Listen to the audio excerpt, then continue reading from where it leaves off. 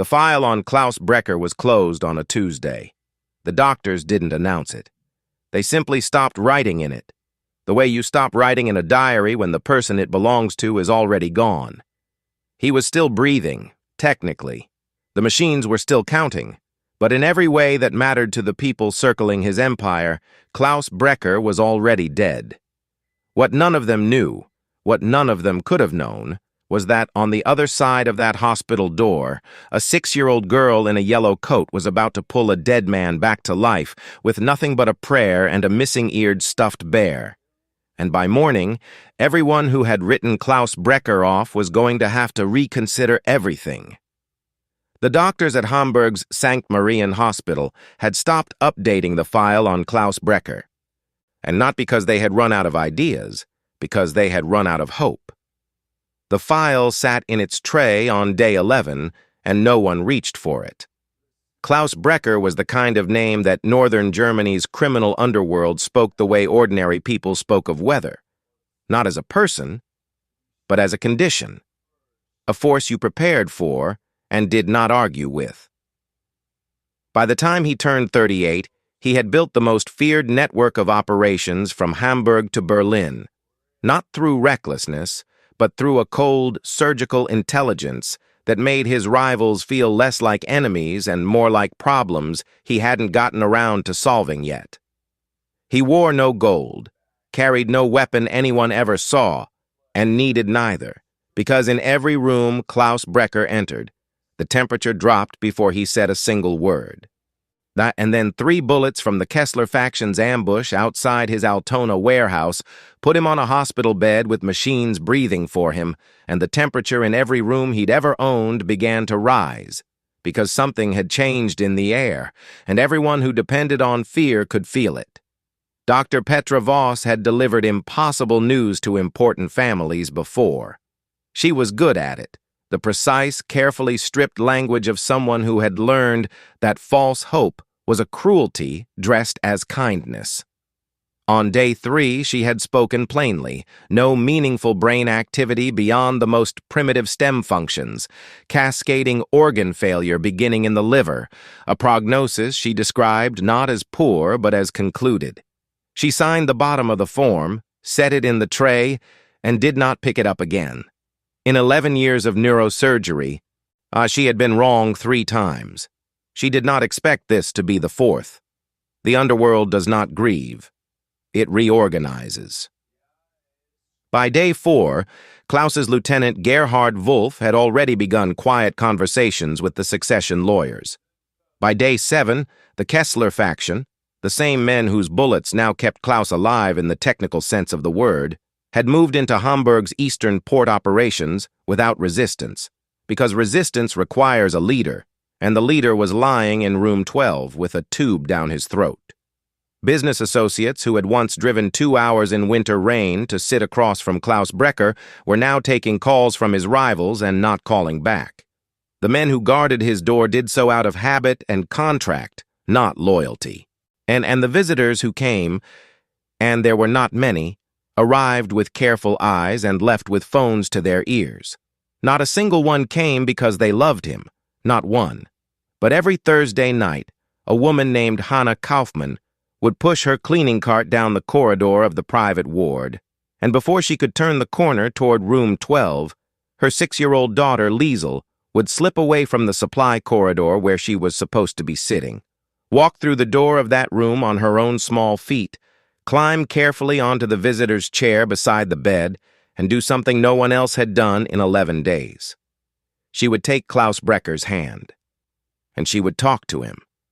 Hannah Kaufmann was 34 years old and tired in a way that had stopped being temporary years ago.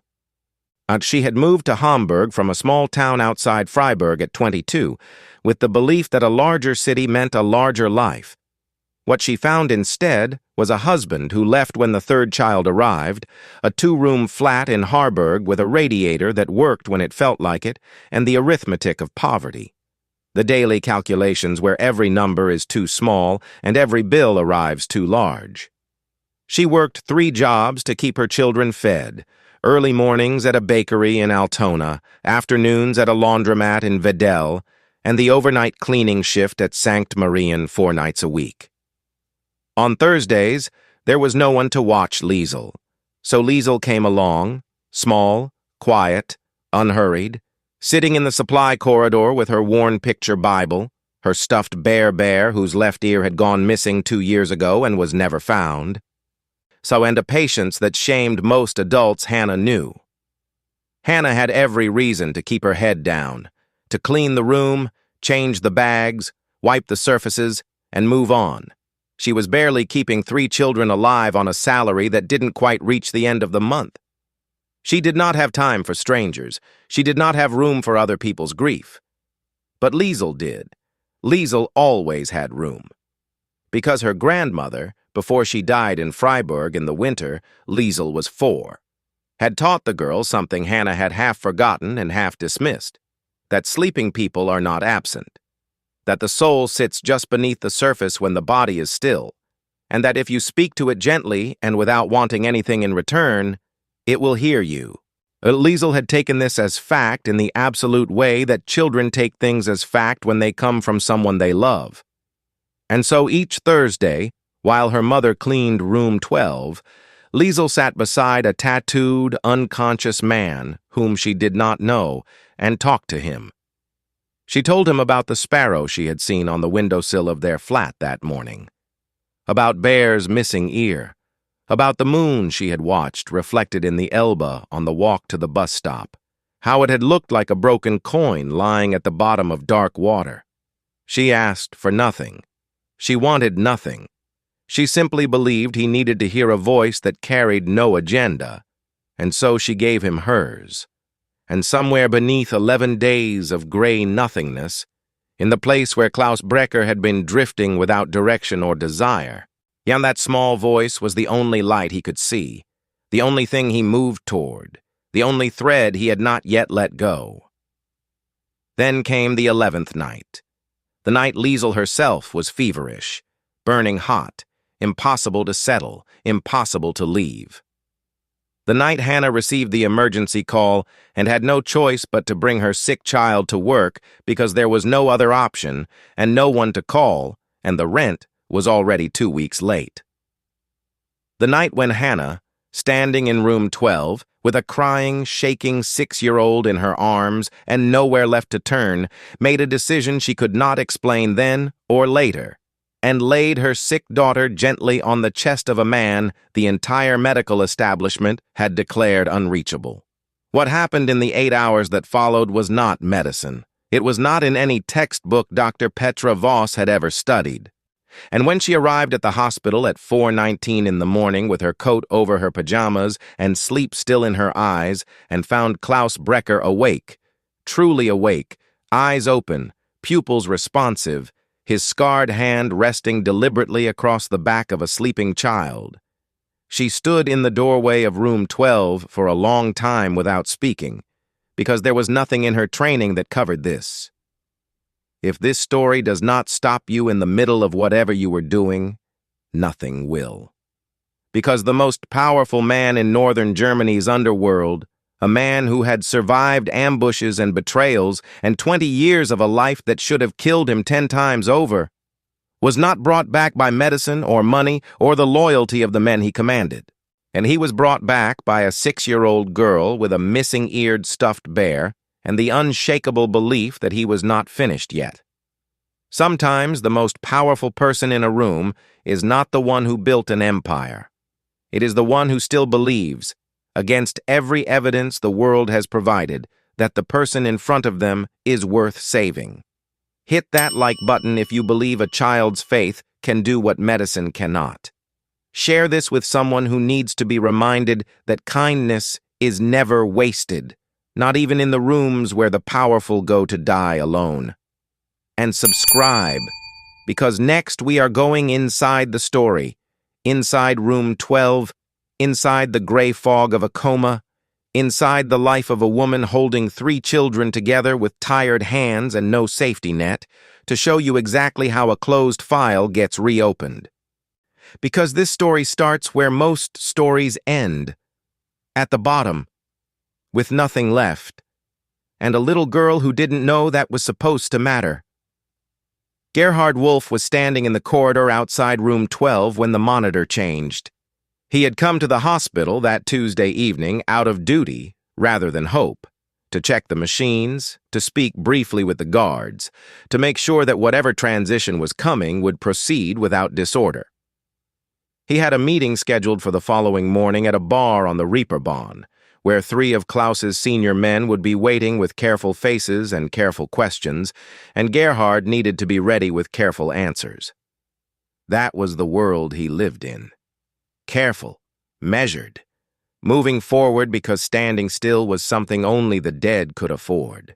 He was walking back toward the elevator when he heard it. A change in the pitch of the monitors inside room 12. Just a shift, barely perceptible, the kind of thing only someone who had stood outside that door for 11 consecutive nights would notice. Gerhard stopped, turned around, and stood very still in the corridor of Sankt Marien Hospital at 4:19 in the morning, listening to a machine tell him something it had not told anyone in 11 days. That was how it began. Not with drama, not with announcement, with a sound. Hannah Kaufman had been pushing cleaning carts since she was 23. Different hospitals, different corridors, different cities, but always the same weight in her shoulders by the end of a shift. And always the same calculation running in the back of her mind like a broken clock that never quite reached the right time. Rent, food, the boys' shoes, which they destroyed faster than she could replace them. Liesel's school supplies, the radiator repair that had been pending since October. She had come to Hamburg from a small town outside Freiburg at 22 with the kind of hope that only survives in people who haven't yet learned what cities do to it. She'd found work quickly enough. Hamburg needed hands more than it needed dreams, and for a while, the life she was building felt real. Then Stefan arrived, and then the twins, and then Stefan left, taking nothing except himself and the illusion that Hannah had anyone to share the weight with. She didn't hate him for it. Hatred required energy she didn't have. Or she simply absorbed it the way she absorbed everything, quietly, completely without breaking, and went back to work. 3 jobs now. The bakery in the early mornings, the laundromat in the afternoons, and Sankt Marien 4 nights a week. On Thursdays, the neighbor who sometimes watched the twins had her own life to attend to, which meant Liesel came along. Hannah had explained the rules precisely. Stay in the supply corridor, don't touch anything, keep Bear quiet. Liesel always agreed. Liesel never entirely complied. She was 6, and she was the kind of 6-year-old that made strangers stop on the street and look twice. Not because she was loud or demanding, but because she was so remarkably still. She sat in the supply corridor on her folded blanket, with her worn picture Bible open across her knees and Bear tucked against her ribs. And the bear's single remaining ear flopped sideways, and she watched the world with large, unhurried eyes that seemed to be reading something the rest of the world couldn't quite see. Her grandmother, Hannah's mother, gone 2 winters now, had called Liesel an old soul, which Hannah had taken as a compliment and also, privately, as something that made her slightly uneasy. Her grandmother had also taught Liesel to pray over sleeping people. Because sleeping is when the soul is closest to the surface, she'd told the child, and Liesel had filed this away as fact the way she filed everything her grandmother said, permanently, without question. On the second Thursday, Hannah returned from the supply closet to find the corridor empty. She found Liesel in room 12. The child was standing beside Klaus Brecker's bed, then her small hand pressed flat over his tattooed fist, her eyes closed, her lips moving in the slow, deliberate way Hannah recognized as her daughter's most serious prayer, the one she reserved for things that actually mattered. Bear was tucked under her other arm. The machines beeped their indifferent rhythm. Klaus Brecker lay exactly as he had for 11 days. Motionless, remote. A man who had already left and simply hadn't taken his body with him. Hannah crossed the room in 3 steps, whispered Liesel's name with the controlled urgency of a mother who has learned not to make scenes in places where scenes are not appropriate, and took her daughter's hand. "Mama." Liesel let herself be led to the doorway, then looked back at the bed. Her voice was calm, factual, the way she announced things she considered settled. "He's trying to come back. I can feel him pulling." Hannah pulled the door shut behind them. She apologized to the empty room anyway, the way you apologize to indifferent machines and drawn curtains when there's nothing else to apologize to. Outside in the corridor, Otto, the night security guard, a large man who communicated primarily through silence, had witnessed the whole thing from his post. He said nothing.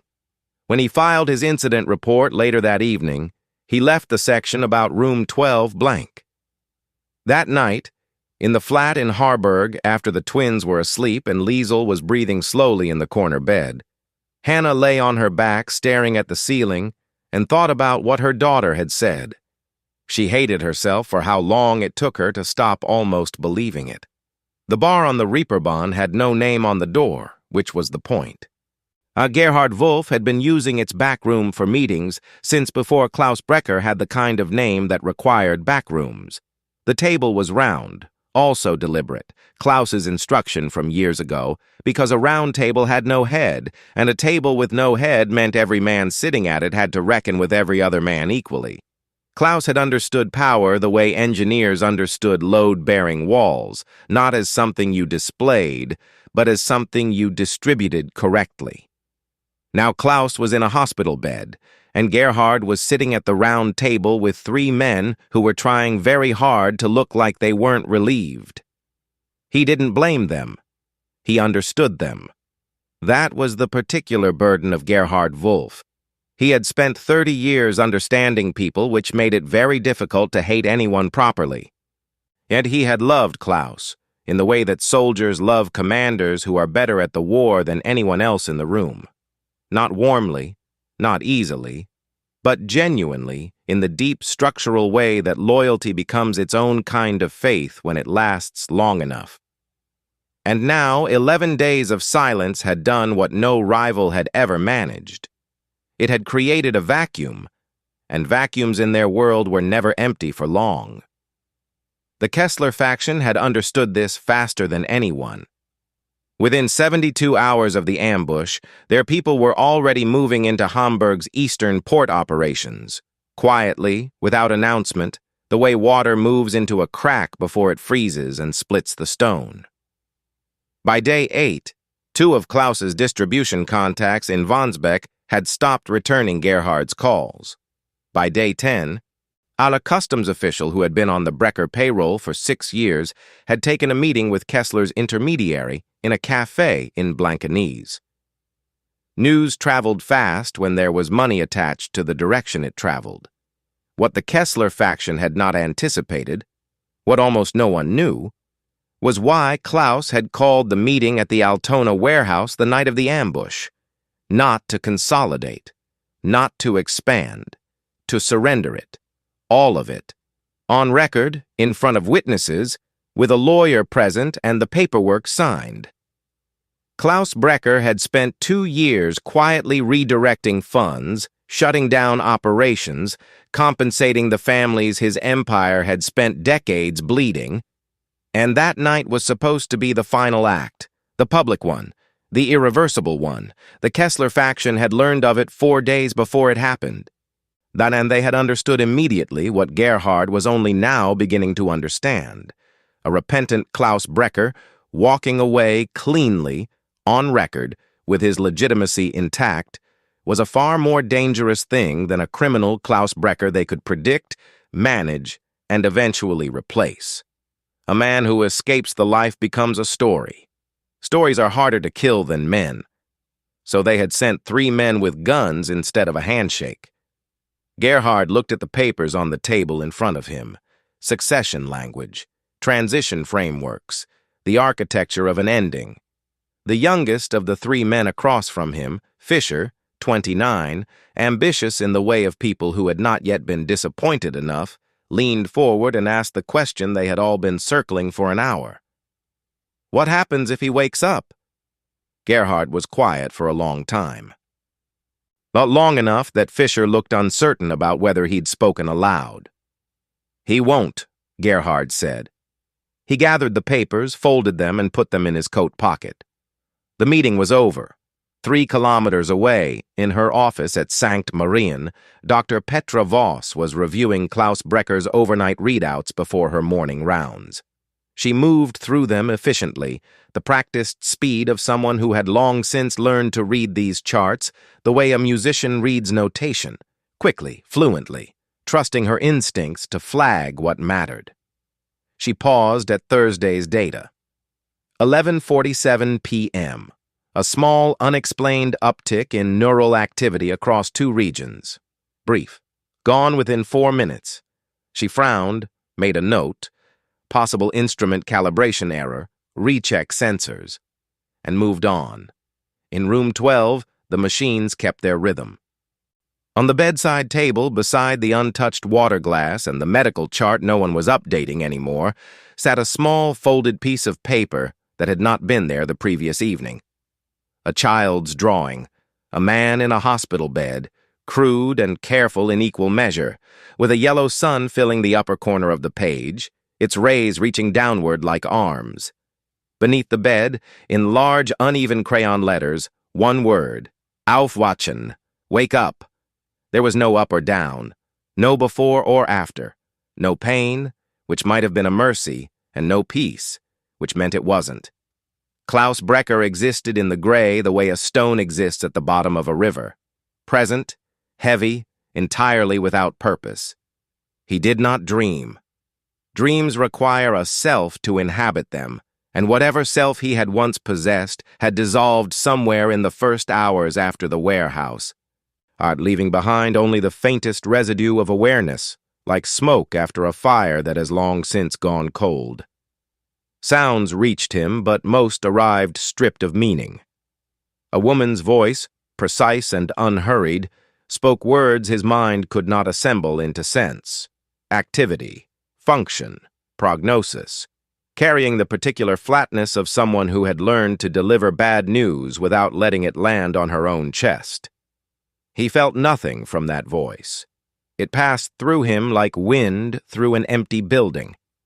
Another voice, older, familiar in a way he couldn't locate.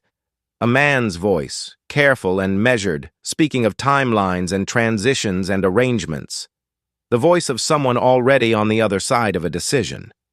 That voice made Klaus heavier, not sadder, just heavier, the way certainty always weighs more than doubt. A third voice, dry as paper, discussed figures and assets in the tone of a man for whom the difference between a living client and a dead one was primarily administrative. Klaus drifted. The gray deepened. He did not resist because resistance required wanting something, and he had stopped wanting anything somewhere around day 4, when the nothingness had finally become familiar enough to feel like home. Then the other voice arrived, small, unhurried, unafraid in the complete, unconsidered way of someone who had not yet learned that the world required fear as an entry fee. It came on a Thursday, though Klaus had no Thursdays anymore, only an undifferentiated gray, and it told him about a sparrow. About the way it had sat on a windowsill that morning and looked directly at her, she said, and as if it had something to tell her, but hadn't decided yet whether she was ready to hear it. It told him about a bear with one ear, about the moon lying in pieces on the surface of the Elbe, broken and reassembled with every passing boat. Klaus did not know who the voice belonged to, did not know it was a child. He only knew it was the one sound in all of this gray nothingness that carried no weight of its own, no grief, no calculation, no agenda concealed beneath the surface of the words. It simply spoke to him as though he were still someone worth speaking to, as though his being there, silent and unresponsive and medically concluded, was not a problem requiring solution, but a fact requiring only company. A memory surfaced, distant, waterlogged, belonging to a self he barely recognized. Klaus at 9 years old, burning with fever in a narrow bed in a narrow apartment in Bremen, and his mother sitting in the chair beside him through the whole of the night. Not sleeping, not asking anything of him, just there, present without demand. He had not thought of her in 20 years. He had not allowed himself to. The voice sounded nothing like his mother's, but the quality was identical. Each Thursday, the gray thinned slightly. Not enough for anyone outside to measure, just enough for Klaus to stop drifting quite so far toward the edges of the nothing. Then came the night. The voice did not come alone. Something settled on his chest. Light, and then immediately not light, weighted with breath, with heat, with a heartbeat that moved twice as fast as his own and fluttered against his sternum like something fragile that had not yet decided whether to stay. And the smell reached him next. Warm cotton, child sweat, something beneath both that he had no name for, but that his body recognized before his mind could form a question. Klaus Brecker had stopped believing in God at 14, the night his father was shot, and every prayer he'd ever learned proved decorative. He had not reconsidered since, but lying in the gray with that small warmth on his chest, he felt something he could not explain and did not try to. Not worthiness, not redemption, not anything as large or clean as that. Just the sensation of being chosen, despite everything. Anyway, his finger moved. Have you ever held on to a single voice in a dark season? A person who spoke to you without wanting anything back, and didn't know what that meant to you until much later? If this story hit something in you, press like and leave a comment below. We read everyone. And subscribe. Because at 4:17 in the morning, something happens in room 12 that no medical textbook has ever been able to explain. The monitor changed. Not dramatically.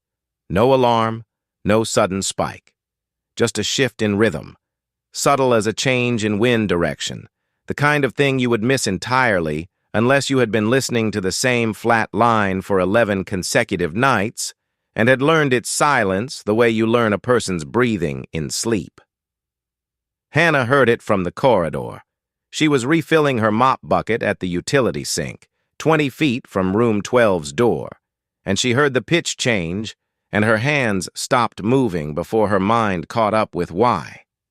She stood very still, water running over the edge of the bucket unnoticed, and listened. Britta, and the night nurse, was making her 4:15 rounds when she pushed open the door of room 12 and stopped. Liesel was asleep on Klaus Brecker's chest, curled sideways, one small fist clutching his hospital gown, her cheek pressed above his heart, bare wedged between her arm and his ribs. Her breathing was slow and even, the deep, unconscious breathing of a child who had found, improbably, the safest place in the room. Klaus Brecker's hand was closed around her wrist. Not loosely, deliberately. The hand of a man who had decided to hold something, and meant it. Britta stood in the doorway for 3 full seconds. Then she hit the call button and ran. The room filled fast. 2 nurses, then the on-call resident, then the equipment cart, then the overhead lights blazing white and clinical where Amber had been. When Hannah pressed herself against the corridor wall outside, Liesel's spare blanket clutched to her chest, watching through the door's narrow window with an expression she couldn't have described and didn't try to. Dr. Petra Voss arrived at 4:23, coat over her pajamas, hair unpinned, the particular alertness of someone yanked from sleep by a call they had not expected and could not ignore. She moved through the room with the efficiency of long practice. Pupils, response, grip strength, the readouts scrolling across the monitor in patterns that should not have been possible given what she had written in that file 11 days ago. She looked at her charts. She looked at the child on his chest. She said nothing for a long time. A nurse reached for Liesel, standard protocol, unidentified person on a critical patient, The procedure was clear. Klaus's arm rose. Slowly, the muscles fighting 11 days of stillness, shaking with the effort of it, but deliberate, unmistakable. His hand settled across Liesel's back and stayed there. Then he opened his eyes, the ceiling first, white, blurred, resolving slowly into focus. Then the small curly head below his chin, the tiny fingers still gripping his gown, the child he had never seen but somehow already knew. Then the doorway, and Hannah, standing in her cleaning uniform with both hands pressed over her mouth and tears running silently down her face, not moving, not breathing, watching him the way you watch something you were afraid to want. Klaus Brecker looked at her for a long moment. Then his eyes closed again, not into unconsciousness, but into something quieter than that. Rest, perhaps, for the first time in 11 days. And in the corridor, Otto set down his coffee, stepped away from his post, and called Gerhard Wolf. 3 words. Chef ist wach. In the back room of the Reeperbahn bar, Gerhard's phone rang once. He answered, listened, and sat without moving for 30 seconds after the call ended. The succession papers lay open on the round table in front of him. He closed the file, set his hand flat on top of it, and for the first time in 11 days, allowed himself to feel something that was not calculation. Dr. Petra Voss pulled Klaus Brecker's file from the tray where it had been sitting untouched since Tuesday. She opened it to a fresh page, wrote the date and the time at the top, and paused for a long moment with her pen hovering. She was a precise woman. She did not write things she could not support. She wrote, patient conscious, cause unknown. And then she set the pen down and looked across the room at a sleeping child on a living man's chest and did not reach for any further explanation. 3 days after waking, Klaus Brecker was propped against pillows in room 12 with a voice like gravel and eyes that had lost none of their precision. The machines were fewer now.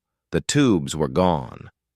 What remained was a man reassembling himself from the inside out, quietly and without complaint, the way he had always done everything that mattered.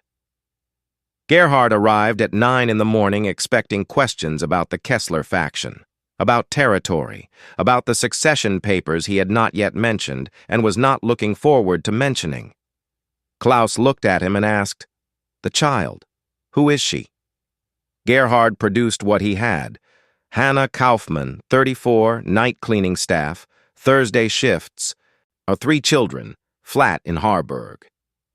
He watched his boss's face as he delivered it and saw something he could not categorize. Not softness exactly, something older than softness. Recognition, perhaps, of a kind Gerhard didn't have the vocabulary for. Klaus said he wanted to see them. Gerhard hesitated. 1 beat, which was 1 beat longer than he usually allowed himself. Bringing a cleaning woman and her children into a convalescence that half the Hamburg underworld was monitoring was not protocol. It was, in fact, the opposite of protocol. Klaus looked at him. It was not a threatening look. It didn't need to be. It was simply the look Klaus had always used when a decision had already been made, and the only remaining question was whether the person across from him understood that yet. Gerhard made the call. Hannah arrived at room 12 40 minutes later in her cleaning uniform because she had come straight from a shift and had not been given time to change.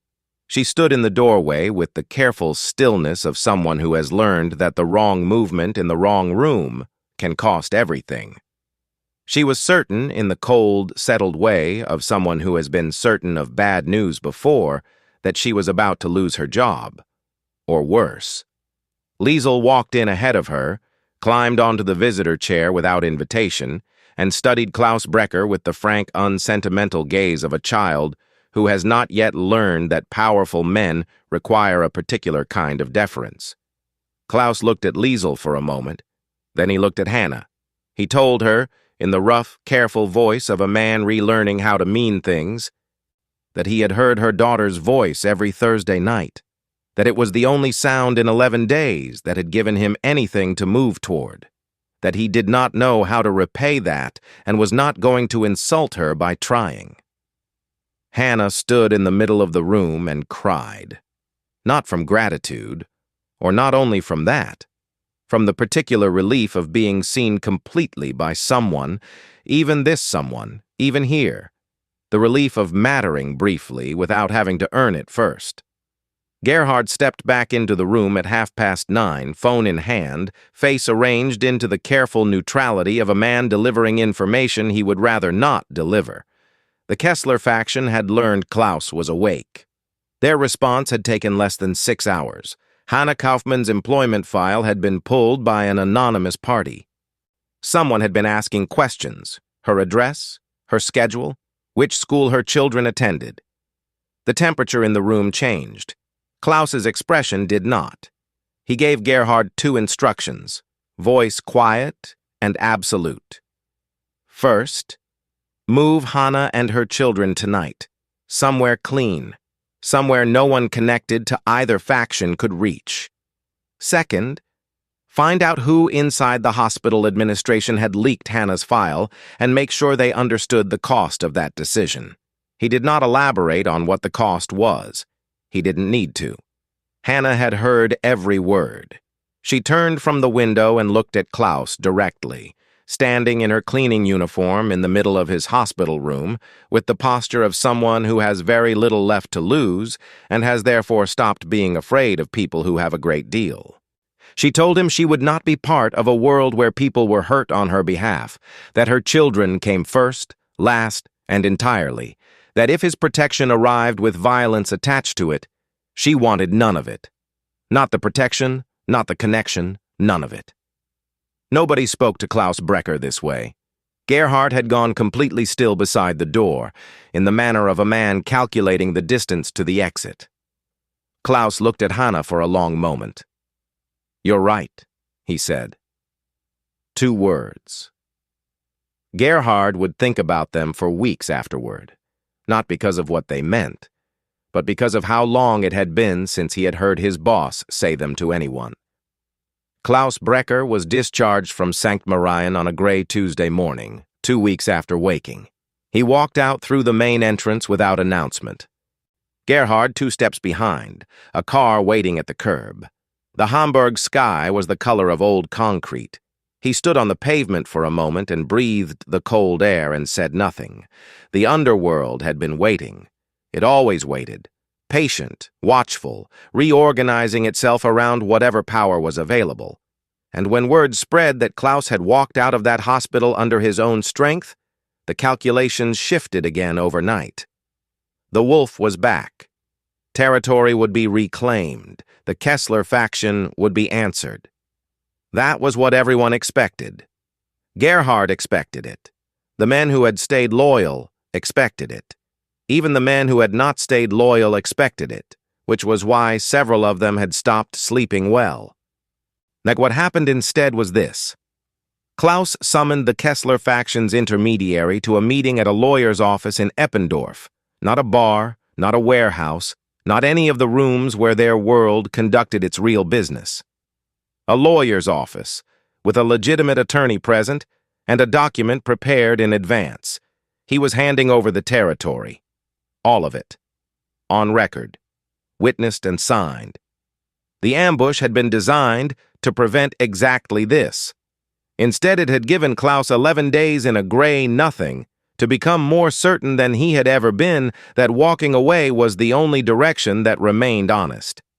He signed the document with the same stillness he had once signed orders of a very different kind, and he did not look up when the intermediary left the room.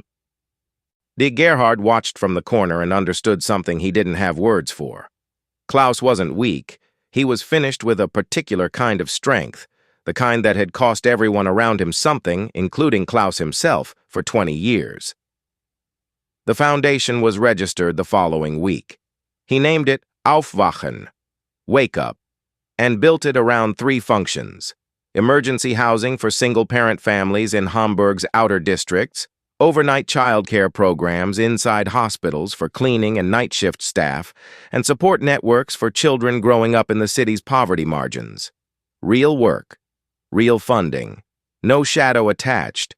He asked Hannah to oversee the family support division. He told her, plainly, that she knew more about surviving Hamburg on nothing than anyone he could hire, and then that knowledge had a value he intended to compensate correctly: a salary, full benefits, an apartment near a school worth attending. Hannah said no. Quietly, without anger, with the dignity of a woman who has learned that accepting things from powerful men has a hidden cost she can never quite see until it's already been paid. Klaus nodded. He said the offer would remain.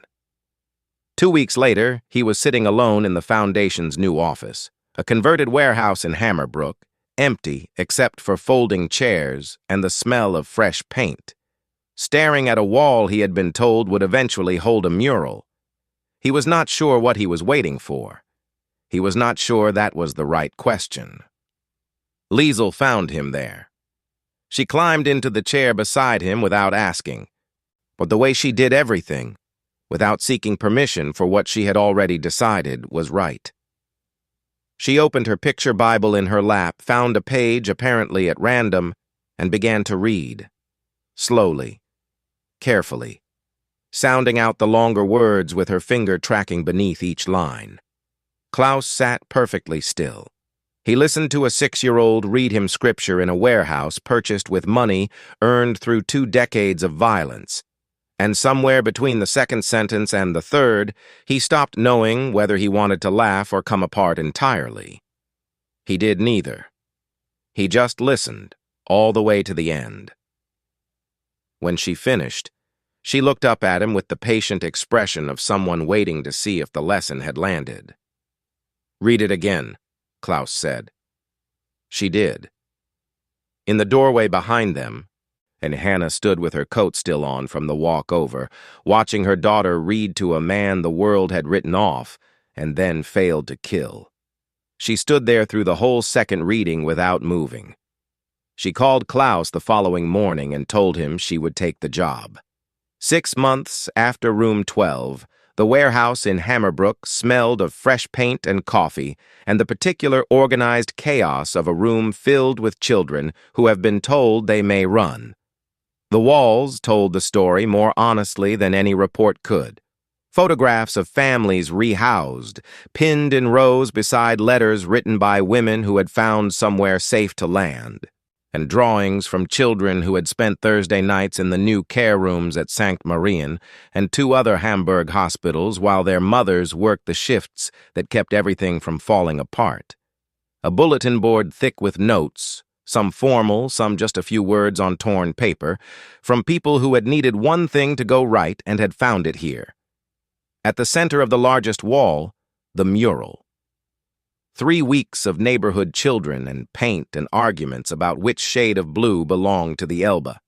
A night sky above Hamburg's harbor, the water shimmering below it, and in the darkness of the painted city, one lit window.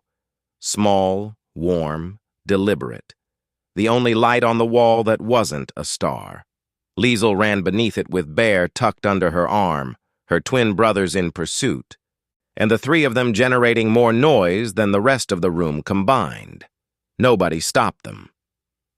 Dr. Petra Voss arrived at 11:30, punctual as always, and stood in the middle of the space for a long moment taking inventory. The photographs, the letters, the children, the mural, before she found Klaus near the back wall and crossed the room to him. She looked at what had grown from a file she had closed on a Tuesday morning 6 months ago. She looked at it for a while without speaking, which was unusual for her. "I'm going to need a better word than recovery," she said finally. Klaus considered this. "So am I." She almost smiled. It was, for Petra Voss, the equivalent of a standing ovation. Gerhard stood in the far corner with a glass of sparkling water, and wearing the expression of a man who had prepared his whole life to run an empire and had arrived instead at a community morning in Hamburg where a 4-year-old was currently painting his left shoe without apology. He looked at the shoe. He looked at the child. He stayed where he was and did not leave, and after a while stopped looking at the shoe. Liesel found Klaus at the mural wall and pulled his hand without preamble. She pointed to a small blue handprint just left of the lit window, hers, pressed there on the first day of painting, deliberate and serious as everything she did. She produced a pot of silver paint from somewhere and handed it to Hannah. Hannah pressed her palm to the wall beside Liesel's. Silver, smaller, the fingers slightly spread. And then Liesel held the dark gray paint up to Klaus and waited with the patience of someone who has never doubted the outcome. Klaus dipped his hand, pressed it to the wall beside theirs. Broad, scarred, tattooed at the wrist, the hand of a man who had spent 20 years holding things that cost everyone around him something, now holding this instead. The paint was still wet when he stepped back. 3 handprints side by side, overlapping slightly at the edges. The hand of a child who prayed without being asked. The hand of a mother who worked without being seen. The hand of a man who repented before anyone was watching. Liesel studied the wall with great seriousness, and then she pointed to Klaus's gray handprint beside her blue one and turned to the room with the unshakable authority of a 6-year-old who has never once doubted her own theology. "I knew you weren't finished," she announced. Klaus looked down at her. He said nothing, not because he had nothing to feel, but because what he felt had no words that were adequate to it. He stood in a warehouse in Hamburg with paint drying on his hand and the noise of living people filling the room around him, and understood that this precisely, was what he had been given a second chance to build. It was more than he deserved. He intended to earn it anyway, one morning at a time. Hannah stood beside him as the room filled with noise and laughter and children who did not know they were supposed to be impressed by any of this. And between her and Klaus was something the world had no clean category for. Not yet shaped into anything nameable, perhaps never entirely, but real in the way that only things tested by real circumstances ever are. An invisible thread between a woman who had extended kindness into a room where no one was watching and a man who had needed it more than he had known how to say. Outside, through the warehouse's tall windows, the Hamburg winter sky had opened slightly. A pale light moved across the harbor. On the windowsill above the mural, a sparrow landed, sat for a moment and looked in. The same bird, or close enough. It didn't matter which. Sometimes the bravest thing in a room isn't the man with the gun or the doctor with the answer. It's the child on her knees beside a stranger's bed. So pulling on a thread the rest of the world has already let go. If this story moved you, press the like button. It takes 1 second, and it tells us this kind of storytelling matters. Share it with someone who needs to be reminded that kindness reaches places nothing else can. And subscribe, because every day we bring you another story about the ordinary people doing extraordinary things in the dark, long before anyone thinks to look.